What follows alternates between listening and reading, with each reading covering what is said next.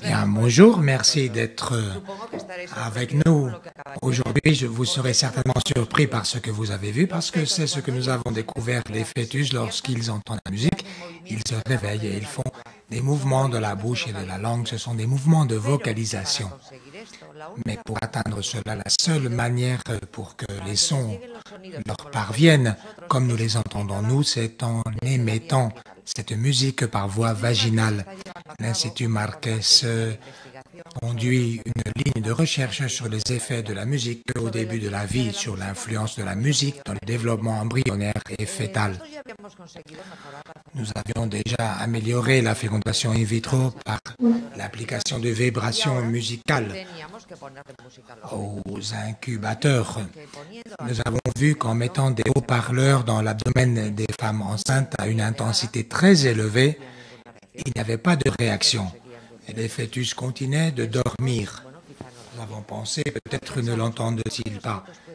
De même que les fœtus peuvent voir, mais ils ne le font pas parce que la lumière ne leur parvient pas. Ils peuvent entendre peut-être, mais ils ne le font pas parce que à peine le son leur parvient. Il fallait rapprocher la source de son. Il fallait leur mettre un haut-parleur dans le vagin des femmes enceintes. Et oui, je n'ai réussi que... On se moque de moi en fait, mais Payares, l'ingénieur informatique, s'est dit je m'en charge. Et il a conçu un appareil, un petit dispositif qu'on plaçait dans le vagin avec un haut-parleur et il a connecté à une source extérieure de son. À partir de il fallait commencer une étude scientifique de cette réponse-là, savoir à partir de quel moment ça se produisait, à quoi cela était dû, quels circuits neuronaux étaient activés, mais qu'est-ce qu'ils entendent en fait? C'est pas ce qu'on pensait. Pourquoi cette différence entre la voie vaginale et la voie abdominale? On a pris contact avec des otorhinos, avec des neurologues, d'autres gynécologues, des ingénieurs de son. Mais personne n'a pu nous aider. Ça oui, les otorhinos, en particulier le professeur Bernard, professeur de l'hôpital Clinico, qui nous a dit que ça ne pouvait pas endommager l'ouïe fœtale. Les neurologues nous disaient que n'importe quel type de stimulus est bon, de stimulation est bonne. Et les médecins généralistes, eh bien, nous ont dit que ce dispositif ne représentait aucun risque. Ils ne pouvaient pas nous aider parce qu'on ne savait rien de tout cela. Humblement, je vous le dis,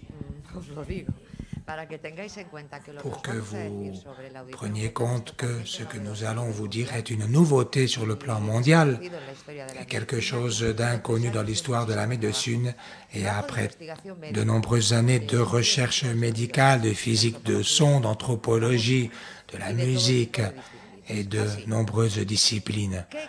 Ainsi, que pensons-nous qu'on entend dans l'utérus? Le fœtus reçoit des sons de l'intérieur de sa maman, des battements de cœur, des mouvements intestinaux, des mouvements respiratoires.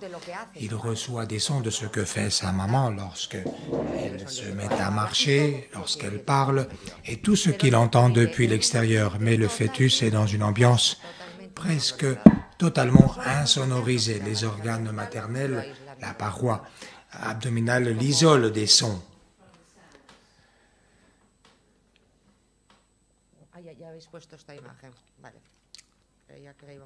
Bien, on voit cette image.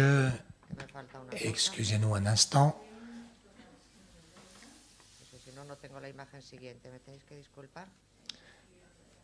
Je vous demande de m'excuser. Nous attendons l'image suivante pour poursuivre cette présentation.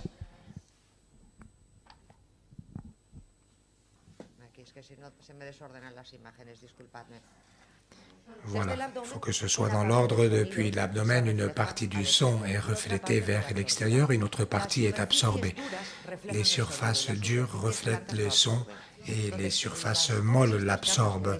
Toutes les couches que vous voyez sur la couche abdominale absorbent et distorsionnent le son.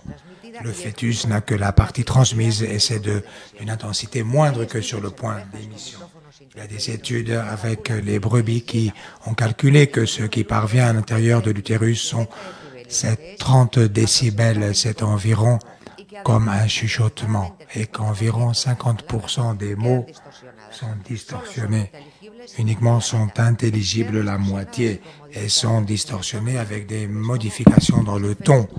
C'est comme si le fœtus était entouré de coussins. Lorsqu'on entend parler dans la chambre d'à côté, même si on entend, on ne discerne pas bien ce qui est dit.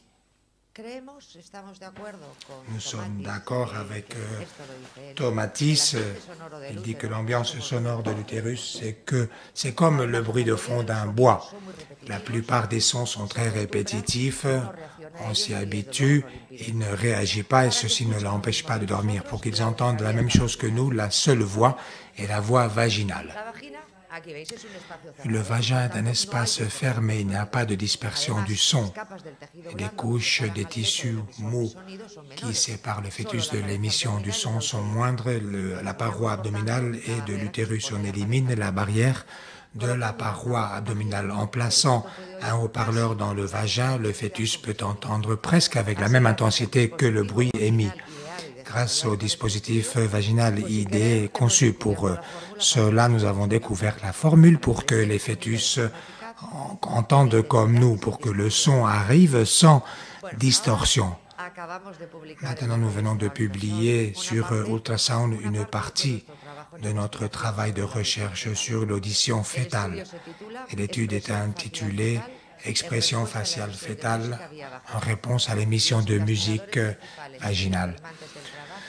Les principaux chercheurs sont le docteur Alex García Faura, le directeur scientifique de l'Institut Marquet, le professeur Alberto Prats Galindo, professeur de neuroanatomie de l'hôpital Clínico de Barcelone, et moi-même Marisa López Teijón. Le docteur García Faura va nous expliquer comment a été accomplie l'étude. En juin 2014, après avoir terminé les études préliminaires qui nous ont permis de décider quels paramètres on voulait utiliser, nous avons commencé un test clinique double aveugle pour voir si cette réponse aussi impactante qui nous avait stimulé au cours des derniers mois était vraiment due à une réponse d'audition fœtale. Dans ce sens, il y avait deux objectifs principaux. Le premier a été de déterminer si, moyennant l'échographie fœtale de 4D, on pouvait étudier ces mouvements spécifiques d'ouverture de la bouche et de mouvements de sortie de protrusion de la langue et le faire sur 3 périodes consécutives de 5 minutes. Chaque fœtus serait au repos pendant 5 minutes, une échographie basale de stimulation, ensuite une échographie pendant la stimulation et ensuite on observerait le fœtus 5 minutes de plus après la finalisation du stimulus. On voulait aussi comparer sur 3 groupes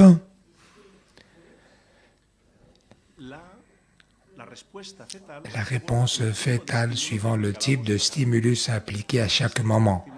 Nous avons établi 3 groupes. Le premier a été celui de la musique par voie abdominale que nous avons fait avec des écouteurs. Comme vous voyez sur la partie inférieure de l'abdomen, ça émettait une musique à 100 décibels. Ça correspond au passage d'un train. Et un deuxième groupe, ce serait le groupe de la vibration par voie vaginale. Nous avons utilisé un vibrateur sexuel qui émettait avec une intensité de 70 décibels, plus ou moins. Ça correspond à l'intensité d'une conversation sur un ton élevé. Et finalement, le groupe de musique par voie vaginale pour lequel nous avons utilisé ce dispositif que nous avons appelé BabyPod et qui est le fruit du développement de tous les prototypes que nous avons utilisés pendant l'étude préliminaire et qui nous ont permis pour la première fois d'émettre de la musique depuis le vagin à une intensité de 54 décibels, ce qui correspond à l'intensité d'une conversation dans un ton normal. La musique utilisée a été une mélodie de flûte, la partita en la mineure de Bach pour flûte. Et il y avait des objectifs secondaires tels que l'évaluation de la réponse d'autres paramètres de réponse fœtale tels que la fréquence cardiaque du bébé les changements au niveau de la circulation cérébrale et d'autres signes d'activation tels que le mouvement des extrémités ou les mouvements de la tête, compte tenu que nous n'étudions que la partie du visage du fœtus et on ne pouvait pas étudier tout le fœtus. Dans une période de 3 mois, ça nous a surpris, on a recruté et évalué 106 patients. Et la vérité est que nous n'avons apprécié aucune incidence pendant l'étude et aucun effet secondaire dû à l'utilisation d'aucun des 3 dispositifs. L'émotion et la réponse des parents pendant les sessions d'échographie nous ont surprises, de même que ça nous a émus aussi pendant les études préliminaires lorsqu'on a vu que les fœtus faisaient des mouvements de tête, de bouche, de langue, et nous avons réussi à recruter 1000 patients pendant 1 an pour toutes les autres études que nous avons en cours liées à la musique par la voie vaginale et l'audition fœtale. Les résultats de l'étude, d'abord nous avons évalué la réponse fœtale en repos, il n'y avait pas de stimulus, pour confirmer que tous les groupes étaient homogènes, qu'ils étaient pareils et que la réponse fœtale était comparable. Aussi, dans cette étude d'homogénéisation, nous n'avons pas apprécié de différence significative. 30% des fœtus présentaient des mouvements de la bouche et 10% des fœtus présentaient des mouvements de protrusion. Ils tiraient la langue de manière spontanée et il n'y a pas eu de différence significative du point de vue statistique. Les résultats concordent avec ce qui a été publié dans la littérature sur les mouvements des fœtus en repos. Lorsque nous évaluons les réponses fœtales avec de la musique par voie vaginale, nous avons apprécié qu'il y avait une augmentation très importante, significative de l'activation fœtale. 90% se sont activés, une augmentation de 87% des mouvements d'ouverture. D'ouverture, je veux dire ouvrir la bouche jusqu'à détacher la mandibule et 50% des fœtus pendant la stimulation présentaient des mouvements de protrusion de la langue, de sortie de la langue.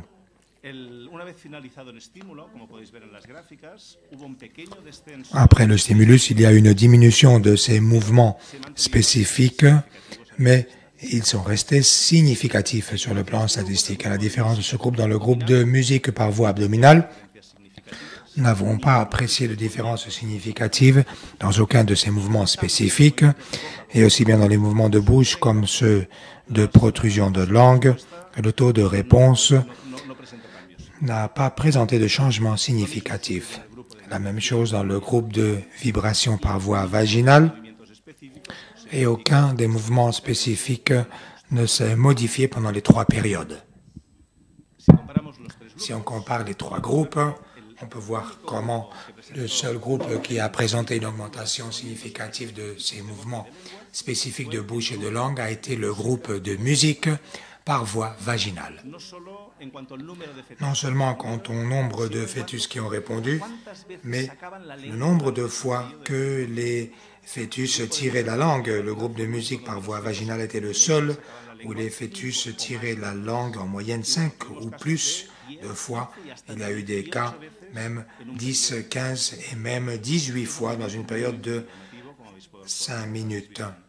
C'est une période vraiment qui surprend, comme vous avez vu dans les images. Si on compare les groupes par semaine de grossesse et on compare les fœtus de moins de 16 semaines avec les fœtus de 16 semaines ou plus, on peut voir que le seul groupe où il y a une augmentation significative de ces mouvements spécifiques, c'est dans le groupe de plus de 16 semaines.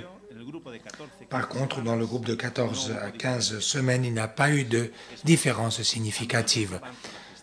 Qui plus est, au fur et à mesure que la grossesse avançait, cette augmentation de la réponse est de plus en plus significative, avec un maximum pendant le 3e trimestre de la grossesse.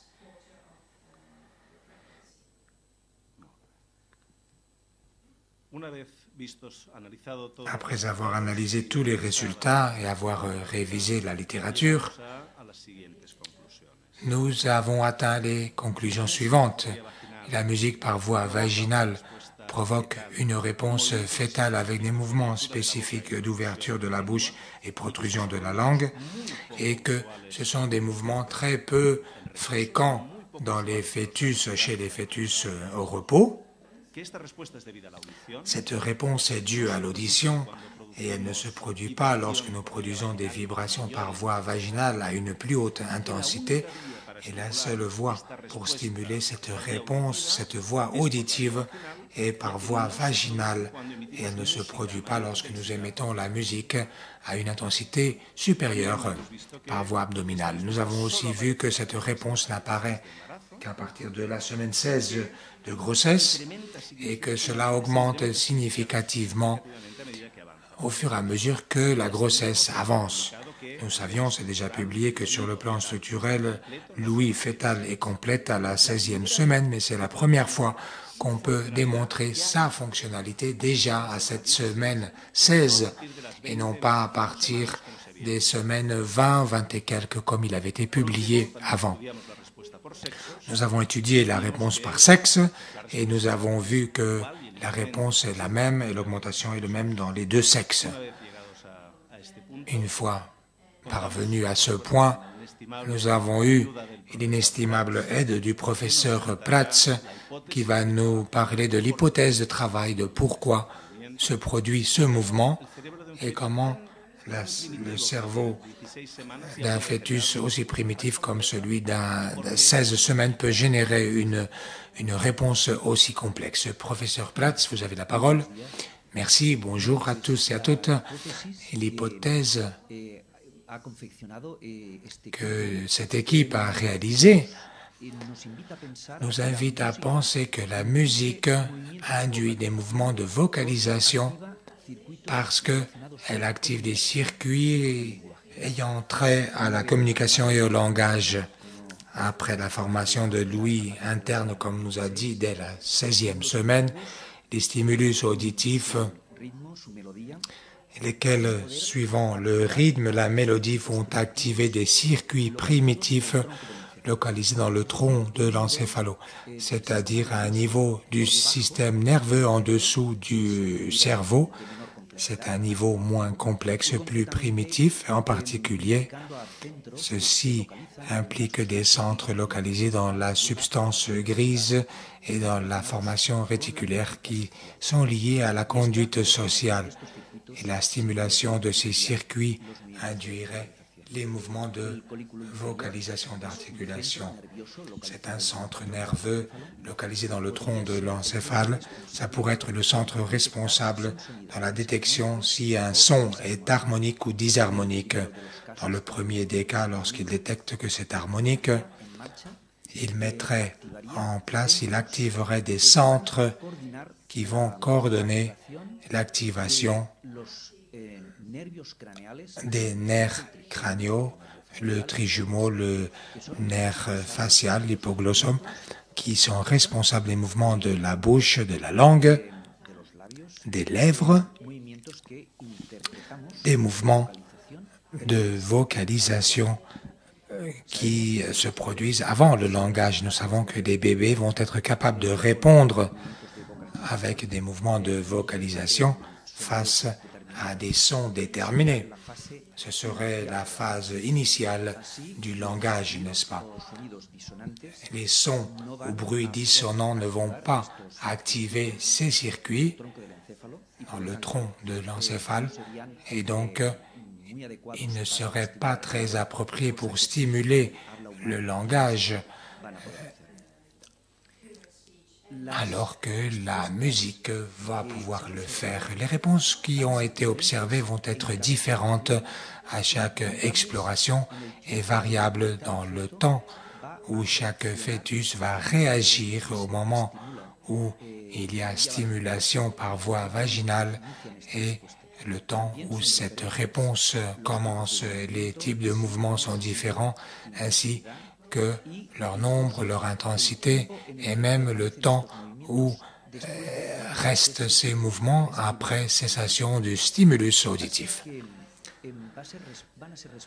Ainsi, ces réponses vont être propres à chaque fœtus pour chaque étape. Donc, Il ne s'agit pas d'un réflexe comme pourrait être le réflexe rotulien lorsqu'on percute un tendon et on allonge le muscle de manière automatique, il va toujours répondre de manière semblable. Cette réponse va dépendre de facteurs multiples, lesquels possiblement vont nous indiquer le niveau d'activation fonctionnelle du tronc de l'encéphale. La réponse va dépendre de divers facteurs tels que la phase de sommeil, où se trouve le fœtus à ce moment-là, le niveau de glycémie. Il en est de même avec les bébés, lorsqu'on chante, on leur parle, ils ne réagissent pas toujours pareil. Cette réponse va dépendre de s'ils ont faim, s'ils ont sommeil ou s'ils ont soif, par exemple. Parce qu'ils ne répondent pas au bruit généré par voie vaginale. Eh bien, quelque chose qui nous a attiré, qui a attiré notre attention, ça a été l'intensité. Elle était supérieure que l'intensité du stimulus musical. Nous pensons en ce sens que la musique appliquée, comme nous l'avons fait, va avoir une organisation harmonique du son. Par contre, le bruit, la vibration est disharmonique. En fait, des études ultérieures réalisées à l'Institut en appliquant des sifflets à 54 décibels par voie vaginale n'ont pas produit le type de réponse que nous observons avec la musique. Il semblerait que le fœtus répond à des stimulus qui produisent une réponse de communication. En ce sens, le fœtus ne va pas répondre ni aux vibrations, ni au bruit, ni au son disharmonique, mais à la musique. Et possiblement, on se demande tous à quel point ces fœtus éprouvent du plaisir, comme les adultes, lorsqu'on écoute de la musique. La réponse est complexe étant donné que le système qui contrôle le plaisir dans le cerveau est intégré par de multiples structures qui doivent être correctement connectées entre elles. Nous n'avons aucune évidence que ces centres soient formés à la 16e semaine. Le noyau accumbens est particulièrement important. On ne sait pas à quel point il est actif. Il va l'être possiblement dès la semaine 26.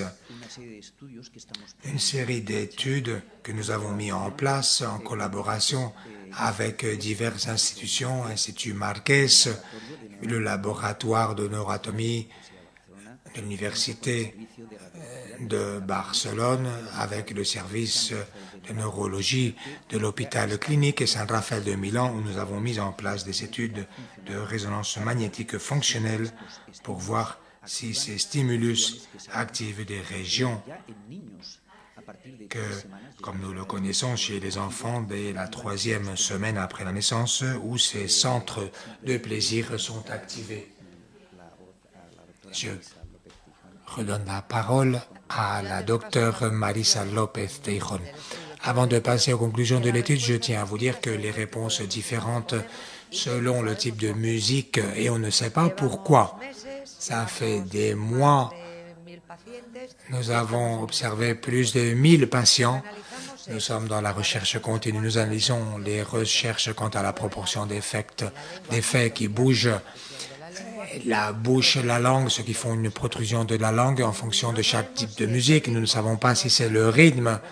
Nous avons mis des tambours africains ou ce sont des mélodies. Nous avons mis Adèle chantant a cappella.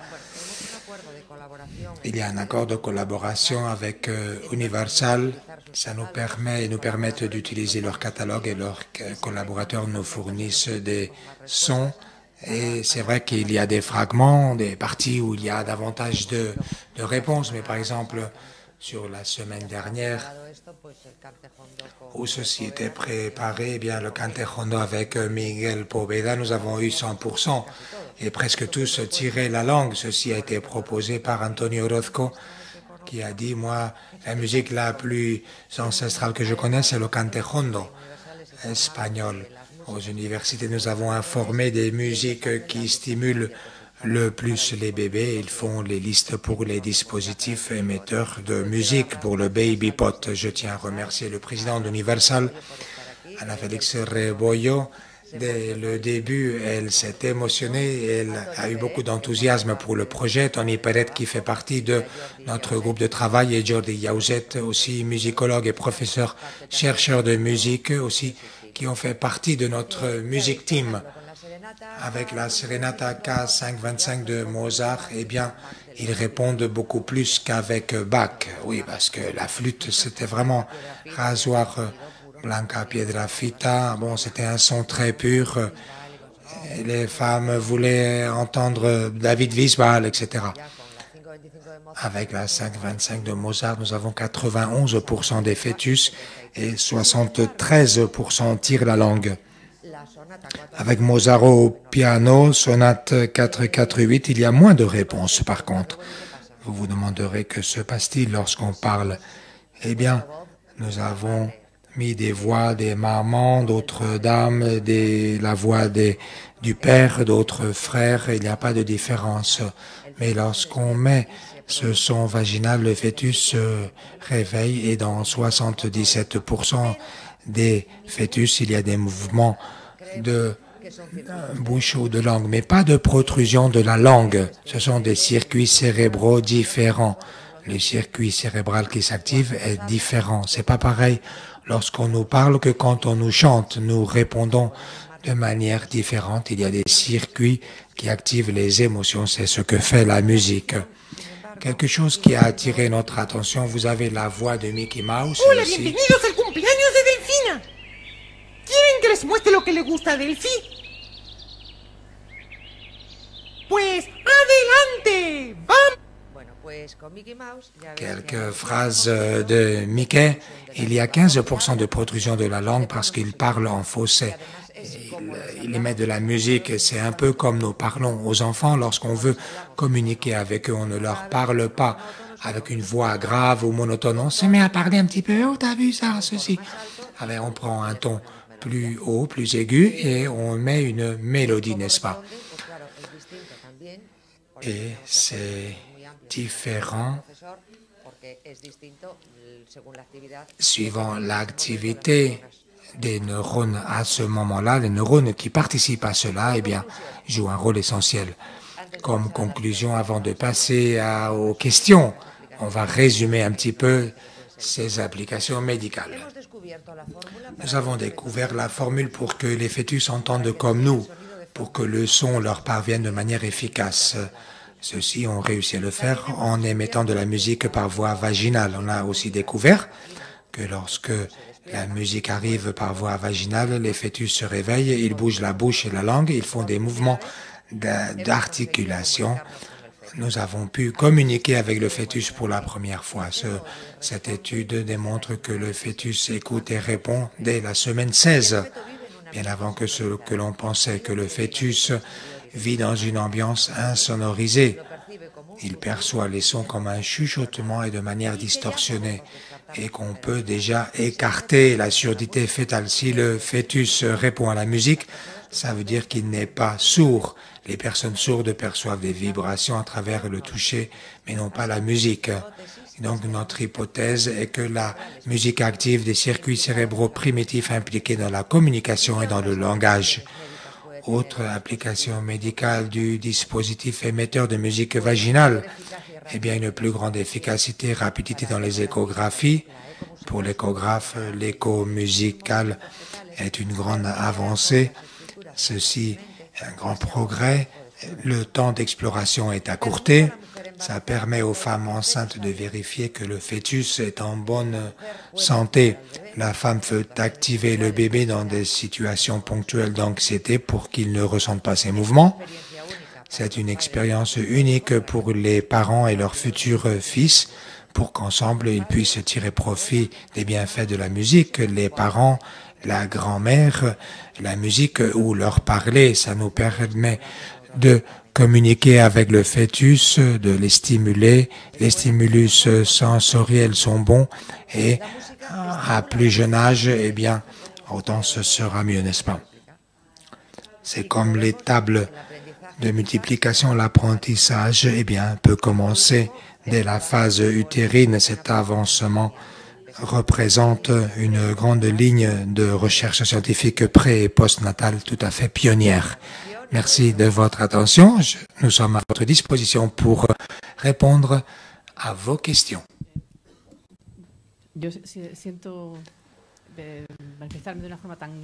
Oui, je vais peut-être me manifester de manière désagréable, mais j'ai peur que le fœtus, s'il est toujours dans un milieu insonorisé, c'est peut-être ce dont il a besoin pour grandir, ou est-ce autrement? Eh bien, on conseille que on parle au fœtus, on lui mette de la musique, pareil que lorsqu'il va naître, il faut qu'il ait ses cycles de sommeil. Nous conseillons 10 à 20 minutes le matin et 10 à 20 minutes le soir. Ça pourrait être plus, mais il fallait donner un schéma justement pour ne pas interrompre ces cycles de sommeil, la musique, et ainsi que quand on leur parle, quand mes enfants étaient petits, quelqu'un leur parlait, eh bien, il les réveillait, donc aussi bien la musique que le fait de leur parler, n'est-ce pas?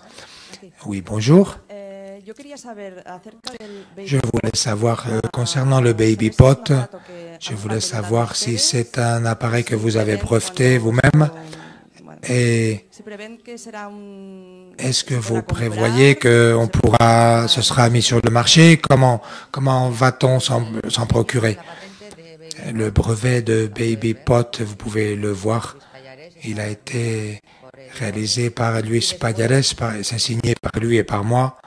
À partir de là, eh bien, cela ne dépend plus de nous. Il y a une société d'électronique, Olivier est là en tant que représentant. Ils ont décidé de faire évoluer l'appareil.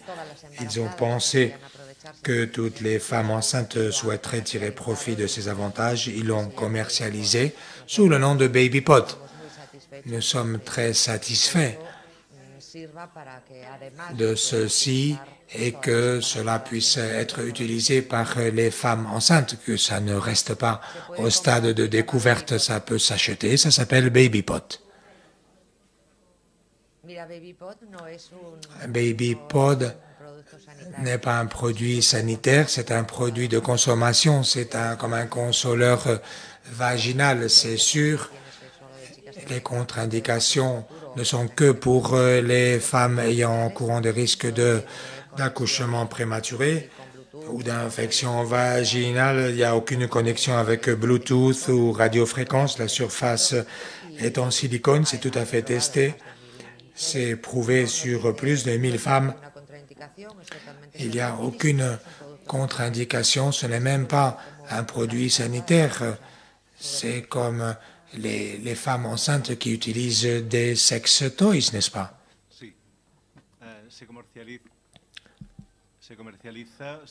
Oui, le baby toy est commercialisé en fonction de chaque pays à un prix autour de 120 €.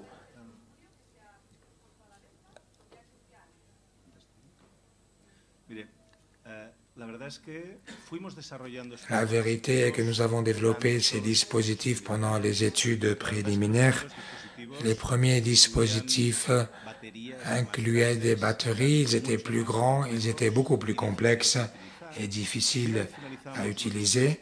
Après avoir finalisé les études préliminaires, nous avons cédé l'idée et la technologie à cette autre société parce que nous pensions vraiment, on voulait que toutes les patientes aient l'option de pouvoir l'utiliser pendant la grossesse. Et comme vous pouvez le voir, le produit final est un dispositif petit, très facile à utiliser, que l'on peut connecter à tout dispositif mobile, à n'importe quel appareil mobile.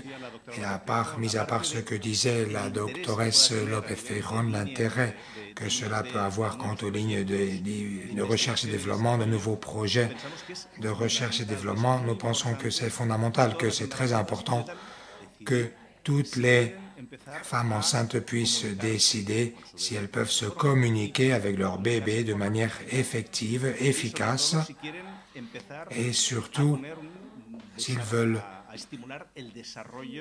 commencer à stimuler le développement de ces voies de communication auditive et de communication avec leur fœtus, le prototype pour l'étude, et qu'il puisse y avoir, que ceci puisse être sur le marché pour que toutes les patientes puissent y avoir accès.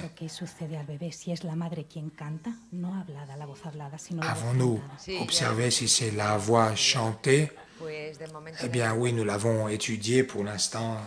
Peu importe l'intérêt, ce que j'ai publié, si le fœtus reconnaît la voix de la maman ou les sons écoutés, on va pouvoir le faire dès à présent parce que sans prétendre critiquer personne, avant c'était basé sur le fait que les fœtus bougeaient la tête vers les sons qu'il avait entendus, etc. C'est difficile qu'ils la reconnaissent parce qu'elle est distorsionnée.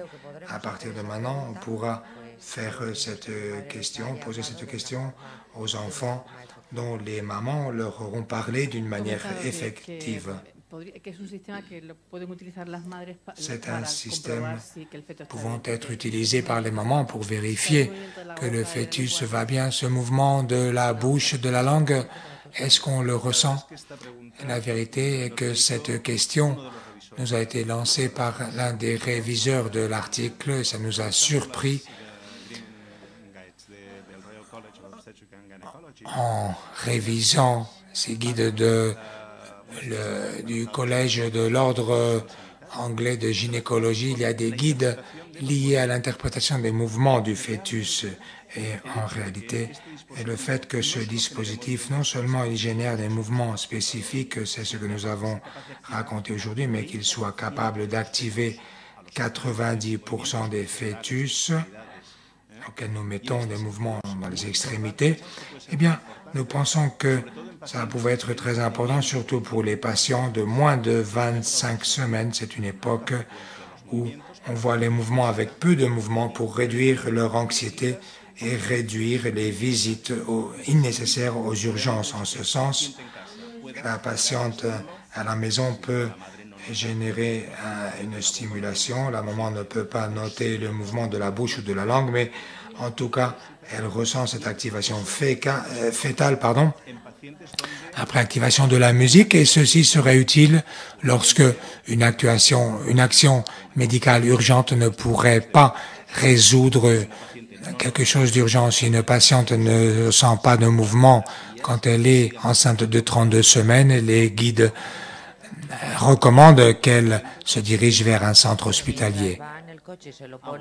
Et pendant qu'elle est dans la voiture, elle peut le sentir, elle peut se l'appliquer, c'est vrai. Mais pour les patientes de moins de 25 semaines, chez elle, le fait que la patiente puisse faire ce test, si ça bouge, c'est parfait. Et s'il ne bouge pas, ça ne veut pas dire nécessairement que ce fœtus est un problème, n'est-ce pas? Mais si à ce moment, elle allait dans un hôpital à la semaine 22, une action médicale urgente ne pourrait rien faire pour améliorer la situation de ce bébé, n'est-ce pas? Est-ce que l'appareil a un maximum de décibels? Oui, excusez-nous que nous ne puissions pas vous traduire la question, nous ne l'entendons pas. En tout cas, oui, maintenant, que s'est-il passé a posteriori avec ces bébés? Est-ce que des études ont été faites? Première question, l'appareil a une membrane à l'intérieur, c'est le haut-parleur. Il a un limitateur à 54 décibels, c'est connecté au mobile et la maman le connecte aux écouteurs et le met à l'intensité qu'elle souhaite. Mais le fœtus, ça ne lui parvient qu'à 54 décibels. Que va-t-il se passer si on va faire des études? Oui, la vérité est que ces études sont très compliquées parce que c'est peut-être très ambitieux. Tout ce qu'il faut étudier, si on se base sur les automatismes, etc. Le professeur Yaousset nous aide. La stimulation avec de la musique et Mozart était valable pour tant de choses que ça peut faire peur quelque part. Et le fait que les enfants aient une dyslexie ou une latéralité ou connaissent des problèmes de communication, eh bien ça dépend d'un développement inapproprié au long de la grossesse. S'il en était ainsi, pourrait-on corriger, on pourrait corriger 7% des cas d'enfants nés avec une dyslexie, etc. Ça me semblerait un peu ambitieux. Mais quand on voit un enfant adopté de 7 mois, le degré de stimulation qu'il a, ou un enfant à qui on n'a pas parlé ou à qui on n'a pas chanté suffisamment n'est pas le même que pour un bébé qui a reçu ces stimulations. Si maintenant nous pouvons stimuler le langage des enfants, des fœtus, 6 mois avant leur naissance, eh bien, point de suspension. Bonjour, merci pour cette intéressante présentation. Ana Riverola, je suis pédiatre, je suis néonatologue. Ça fait 20 ans que je travaille dans un centre de néonatologie avec de nombreux prématurés. Je voulais lancer une réflexion, un commentaire, plus qu'une question. Je suis formé selon une échelle de valorisation du comportement de la conduite néonatale NIDCAP. C'est une échelle de Boston. Elle est extrapolée de Brathenton aux prématurés. Et un petit peu en observant les enfants prématurés, ce qu'on voit comme ligne générale, c'est que toutes sortes de stimulus sensoriels aux enfants nés prématurés ne sont pas positifs. Il est mieux que les enfants soient dans un environnement dans l'obscurité avec peu de bruit. On a vu que les bruits ne sont pas bons et que les enfants prématurés ont beaucoup de problèmes de langage et d'audition. Et par rapport à la musique, il y a eu aussi différentes études de musicothérapie et les études ne sont pas concluantes. Les méta-analyses montrent que ce n'est pas clair qu'il soit bon qu'un bébé prématuré de 28-29 soit soumis à la musique. Nous avons participé au Tomatis et ça n'a pas été concluant non plus. Le son de la maman ou du père, lorsque le bébé est en mode kangourou, ça peut être favorable. Ça me préoccupe un petit peu. Une chose, c'est que vous le fassiez comme gynécologue en cabinet médical, mais que les gens puissent avoir accès à un engin qui permette de produire de la musique à un enfant si petit. Oui, mais il essaye déjà par voie abdominale. Oui, c'est peut-être plus physiologique, je ne sais pas. Ce sont des pensées, ce n'est pas une critique, je n'ai pas la certitude de rien en fait. Mais bon, au moins nous avons l'option de pouvoir l'étudier, n'est-ce pas? Et en ce sens, il y a une application massive des patientes moyennant des stimulus par voie abdominale. Par chance ou par malchance, on ne croit pas qu'elles réussissent dans leurs objectifs, dans les objectifs souhaités. Et dans ce sens, ce serait fantastique de pouvoir faire le suivi post-natal. Et avec Jordi Jausset, nous essayons de planifier quel suivi post-natal peut-on faire de ces bébés, n'est-ce pas? Je pense que la stimulation précoce, à condition qu'il n'y ait pas de bruit et qu'on respecte les horaires, les rythmes circadiens du fœtus, du rythme du sommeil, nous parlons d'une intensité de 50 dB. Par rapport au cercle circadien, il ne se développe pas jusqu'au 29e semaine, n'est-ce pas? Je ne sais pas. Il y a quelque chose qu'on ne connaît pas suffisamment. On sait que l'ouïe interne est développée depuis l'intérieur vers l'extérieur. D'abord les sons graves, ensuite les aigus. C'est très intéressant que vous ayez cette ligne de recherche et que sur le plan de la recherche, on approfondisse, c'est très bien. Ensuite, lorsque ça va passer au public, eh bien, il va faire ce qu'il voudra. Oui, docteur Riverola, je vous connais, je sais que vous êtes une grande professionnelle, c'est un honneur de vous avoir ici parmi nous. Si vous pensez que le fait que les fœtus entendent de la musique, ce n'est pas bon, parce que, pourquoi ne pas déjà l'avoir dit à toutes les femmes qui mettent ces élastiques, il faut le leur dire. Non, ils n'entendent rien. Les fœtus, non, ils n'entendent pas. C'est ce que nous venons de dire, mais on pensait qu'ils entendaient. Il faudrait dire, écoutez, madame, ne leur mettez pas ceci ou cela. Le bruit et la musique ne sont pas la même chose. Les incubatrices des meilleurs hôpitaux ont toutes des les incubateurs de tous les hôpitaux ont de la musique dans cette clinique. Et il y a de la musique dès la naissance et à plus de 54 dB. C'est approuvé et dans de nombreux hôpitaux. Moi, je travaille à San Juan de Dios et nous ne mettons pas de musique. Bien, nous pensons que c'est bon. Si c'était mauvais, on ne mettrait pas de la musique. Pour les prématurés et les gynécologues, les femmes qui ont des bébés à risque, par exemple, de retard dans la croissance intra-utérine, on conseille la stimulation. On sait que cela améliore l'irrigation cérébrale, etc.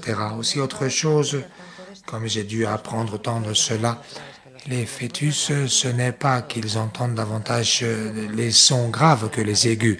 Ce qui se passe, c'est que la paroi abdominale et les structures de la mère amortissent davantage les sons aigus. C'est une fausse croyance que nous avons pu découvrir aussi. Merci.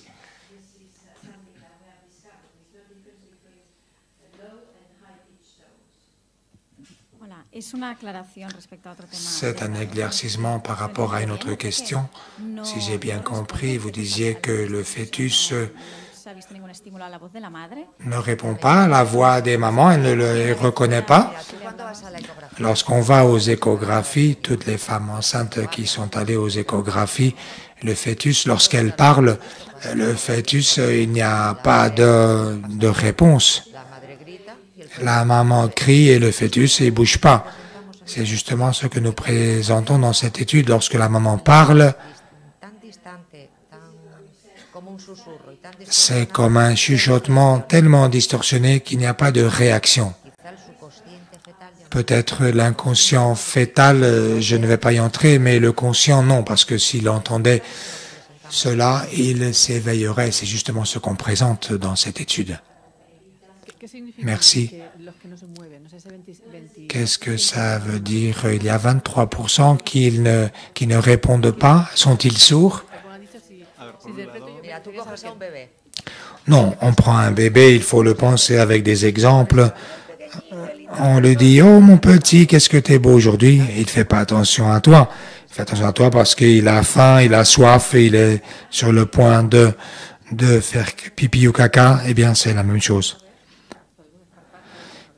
Maintenant, on peut écarter qu'il y a une surdité. Si le fœtus répond, c'est qu'il n'est pas sourd. Si on le fait 1 heure après ou comme demain, sur l'échographie par exemple. S'il ne répond pas, c'est qu'il est sourd. Mais à ceux qui couraient le risque de surdité, on leur a fait, ça ne répondait pas. Ça ne fait pas partie de cette étude en fait. C'est vrai qu'avec le professeur Bernal, nous avons commencé aussi à faire des sessions suivies. Nous avons donné rendez-vous à des patients 2-3 fois de suite et nous savons tous que même le diagnostic, non seulement de la surdité, mais du niveau de déficit ne peut pas être fait le premier jour après la naissance. Le diagnostic de la surdité fœtale n'est pas, oui, non, le premier jour de la naissance. On ne prétend pas dire que pendant la grossesse, on a un test spécifique pour le diagnostic de la surdité, mais nous pensons que c'est une ligne de recherche très intéressante et nous pensons qu'on pourrait créer un test de criblage de risque de surdité, de dépistage de risque de surdité, oui. C'est une ligne importante qu'on peut mettre en place, mais pour le diagnostic de surdité, on ne l'a pas, même pas après la naissance du nouveau-né, n'est-ce pas?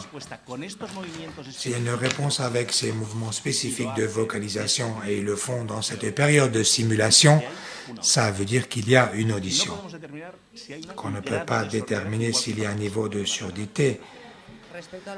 Par rapport à ce que vous avez dit, je peux ajouter qu'il va répondre ou non en fonction de ce qui lui arrive. Santé quelque sur les sur les 900 et quelques, eh bien, les jumeaux répondent pareil. Soit ils ne répondent pas, ou les deux bougent, etc. La réponse est la même. Certainement, le niveau de glucémie ou de sommeil est semblable. Est-ce que ce dispositif est en vente déjà? Pas en pharmacie, mais c'est vente en ligne. Ça s'appelle BabyPod. Je ne sais pas où ça va être vendu après. C'est une société, n'est-ce pas?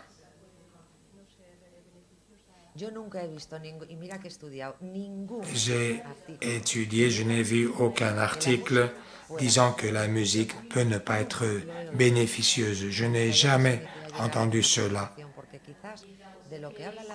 Peut-être ce dont parle le docteur, c'est que dans certains cas, la musique, il a été démontré qu'on n'atteint pas les bénéfices, les avantages souhaités, mais elle n'est en aucun cas mauvaise.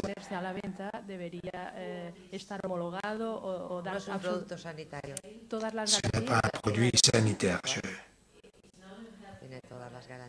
Il y a toutes les garanties, vous pouvez être tranquille. Avez-vous d'autres questions, d'autres commentaires? La musique peut ne pas produire un effet déterminé, etc. Mais nocif, non, en aucun cas. Une question pour le docteur Prats. Pourquoi avons-nous ces circuits de réponse à la musique? Bien, il y a une théorie exposée à la fin des années 90. Il paraît que non seulement les êtres humains, mais chez les vertébrés, il y a des systèmes neurologiques très primitifs liés à la communication. Ce qu'on a réussi, c'est ce Harvard, ces circuits existants et spontanément, nous l'avons vu au niveau basal, ils se mettent en place, peut-être parce qu'à ce moment-là, il n'y avait pas de son.